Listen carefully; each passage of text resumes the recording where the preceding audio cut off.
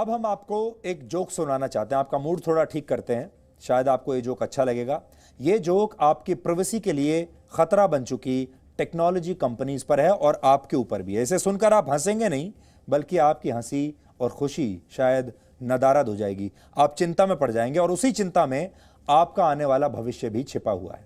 और जोक ये है कि एक आदमी फोन पर पिज्जा ऑर्डर करता है, जैसे आप भी करते होंगे। उसे जवाब में पता चलता है कि जिस पिज्जा कंपनी को उसने फोन किया है, अब उसे एक दूसरी टेक्नोलॉजी कंपनी ने खरीद लिया है, यानी मालिक बदल चुका है। पिज्जा के बिजनेस में आई ये टेक्नोलॉजी कंपनी के पास ग्राहक के पुराने ऑर्डर्स का पूरा डेटा है और उसे ग्राहक की पसंद पहले से ही पता है। और जो व्यक्ति फोन पर बात कर रहा है वहां से, वो कहता है मैं पहले से ही जानता हूं कि आप कौन सा पिज्जा खाते हैं और हम आपको वो पिज्जा दे देंगे। ये बात जानकर ग्राहक हैरान हो जाता है। इसके बाद वो अपनी पसंद का पिज्जा ऑर्डर करता है। जवाब में पिज्जा कंपनी का सेल्समैन कहता है कि उसके पास इस ग्राहक की लैब रिपोर्ट भी है, जिससे यह पता चलता है कि इस कस्टमर का कोलेस्ट्रॉल लेवल बढ़ा हुआ है, इसलिए उसे उसकी पसंद के पिज्जा की जगह वो पिज्जा खरीदना चाहिए, खाना चाहिए, जिससे उसका कोलेस्ट्रॉल ना बढ़े। इसलिए वो सजेस्ट करता है कि आप ये पिज्जा नहीं, दूसरा पिज्जा लीजिए, क्योंकि हम जानते हैं आपकी जो पिछली लैब रिपोर्ट आई थी, आपकी ब्लड रिपोर्ट सही नहीं थी, उसमें आपका कोलेस्ट्रॉल लेवल बढ़ा हुआ है। अपनी इतनी सारी निजी बातों को इस तरह से पिज्जा कंपनी के सेल्समैन से सुनकर इस ग्राहक को गुस्सा आता है और वो कहता है कि तुम्हें इस बात से कोई मतलब नहीं होना चाहिए, तुम मुझे जल्दी से पिज्जा दो, जो मैंने कहा है वही पिज्जा दो, और मैं दवाई खाकर अपने कोलेस्ट्रॉल को कंट्रोल कर लूंगा, ये तुम्हारी समस्या नहीं है। इस पर पिज्जा वाला कहता है कि आपके बैंक ट्रांजैक्शंस और क्रेडिट कार्ड के बिल से यह पता चलता है कि आपने कोलेस्ट्रॉल को कंट्रोल करने वाली दवाई बहुत दिन से खरीदी ही नहीं है। इतना सुनकर कस्टमर नाराज हो जाता है और कहता है कि मैं सब कुछ छोड़कर किसी अब ऐसी जगह चला जाऊंगा जहां इंटरनेट ही ना हो, क्योंकि आप इंटरनेट के जरिए मेरी सारी चीजों पर नजर रखे हुए हैं। और आपको यकीन नहीं आएगा जब उस व्यक्ति ने यह कहा कि आपके पास मेरा क्रेडिट कार्ड का स्टेटमेंट है, क्योंकि वो बताता है कि मेरे पास आपका क्रेडिट कार्ड का स्टेटमेंट है, जिसमें यह कहीं दर्शाया नहीं गया है कि आपने कोलेस्ट्रॉल की दवाई ली है। तो वो व्यक्ति कहता है कि ज़रूरी नहीं कि मैं क्रेडिट कार्ड पर लूँ, मैंने कैश पैसा से वो दिया है। उस पर वो कहता है कि आपने अपने इनकम टैक्स रिटर्न में जो इनकम टैक्स रिटर्न आपने फाइल की है, उसमें आपका इतना पैसा दर्शा नहीं रहा, क्योंकि हमारे पास आपकी आईटी रिटर्न भी है। अब ये व्यक्ति परेशान होता है, कहता है मैं ऐसी जगह जाऊंगा जहां इंटरनेट ही ना चलता हो। इस पर सेल्समैन उससे कहता है कि आप ऐसी जगह भी नहीं जा सकते, क्योंकि आपका पासपोर्ट तो एक्सपायर हो चुका है। यानी उसे उसके पासपोर्ट का एक्सपायरी डेट भी पता था। यह सब सुनकर आप शायद हंस नहीं पाएंगे। ऐसा ही मजाक हमारी और आपकी प्राइवेसी के साथ भी हो रहा है। आज ये सारी टेक्नोलॉजी कंपनियां, अगर आप एक पिज्जा खरीदने भी जाएंगे तो आपने आखिरी दवाई कौन सी खाई थी, आपने अपने क्रेडिट कार्ड पर क्या खरीदा था, आपकी लास्ट जो लैब रिपोर्ट आई थी वो क्या थी, आपका आईटी रिटर्न में आपने अपनी साल भर की आमदनी क्या दिखाई है, आपका पासपोर्ट कब बना था और कब एक्सपायर होने वाला है। ये सारी चीजें इन टेक्नोलॉजी कंपनीज को पता है। और ये सब अब आप सब कुछ आपके खिलाफ इस्तेमाल होगा। अब अगर टेक्नोलॉजी कंपनीज की मनमानी रोकने के लिए कड़े कानून नहीं बनाए गए तो यही आपका भविष्य होगा।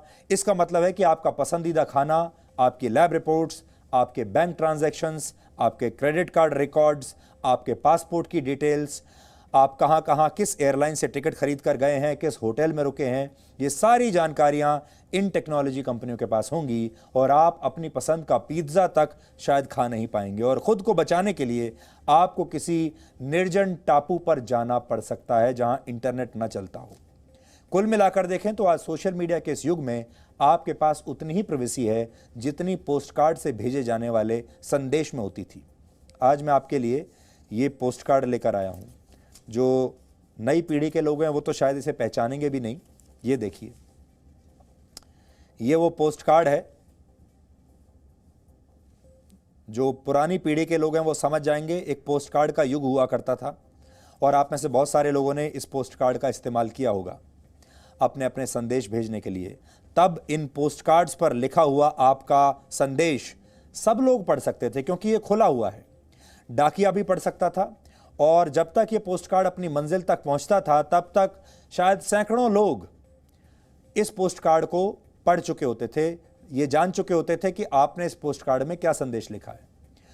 और ये संदेश पढ़ने के लिए उन्हें आपकी इजाज़त लेने की ज़रूरत नहीं पड़ती थी और आपको ये पता भी नहीं चलता था कि जो पोस्ट कार्ड मेरे यहाँ तक पहुँचा है, मेरे घर तक मेरे नाम पर जो आया, उसे रास्ते में कितने लोगों ने पढ़ लिया है, या आपने किसी और को पोस्ट कार्ड लिखा है तो आप नहीं जानते कि रास्ते में कितने लोग इसे पढ़ चुके हैं। लगभग यही हाल आज की तारीख में आपके डेटा का है और आपकी प्राइवेसी का भी है। वो अब एक पोस्ट कार्ड की तरह बन चुकी है।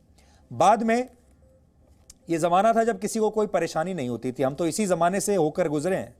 बाद में आपकी प्राइवेसी की सुरक्षा के लिए धीरे धीरे लोगों को ये लगने लगा कि मेरी जो बातें हैं, मेरी जो चिट्ठी है, वो कोई दूसरा क्यों पढ़े।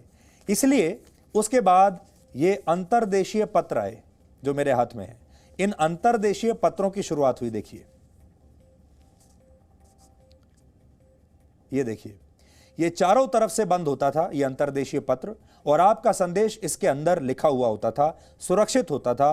उसे सिर्फ आप ही पढ़ सकते थे या जिसके लिए आपने ये भेजा है वही पढ़ सकता था, क्योंकि इसे यहां गोंद लगाकर यहां पर इसे बंद कर दिया जाता था, चिपका दिया जाता था और ये चिपका हुआ ही आप तक पहुंचता था।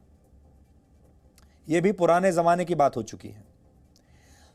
तो ये बातें हम आपको इसलिए समझाना चाहते हैं कि आपने इस युग से शुरुआत की थी और आप ये चाहते थे कि आपका संदेश इसमें बंद हो, ये चिपका हुआ हो गोंद से और कोई उसे पढ़ ना पाए। इसी तरह आज भी है। आप चाहते तो ये हैं कि आपका मैसेज इस तरीके से जाए, यानी मैसेजिंग ऐप्स में एंड टू एंड एन्क्रिप्शन का दावा हमारी बहुत सारी कंपनियां करती हैं और ये कहा जाता है कि आपका संदेश आपके अलावा सिर्फ वही लोग देख पाएंगे, पढ़ पाएंगे जिनके साथ आपने उसे शेयर किया है। लेकिन समय समय पर अपनी पॉलिसी को बदलकर ये टेक्नोलॉजी कंपनियां आपके हर संदेश तक पहुंच चुकी हैं।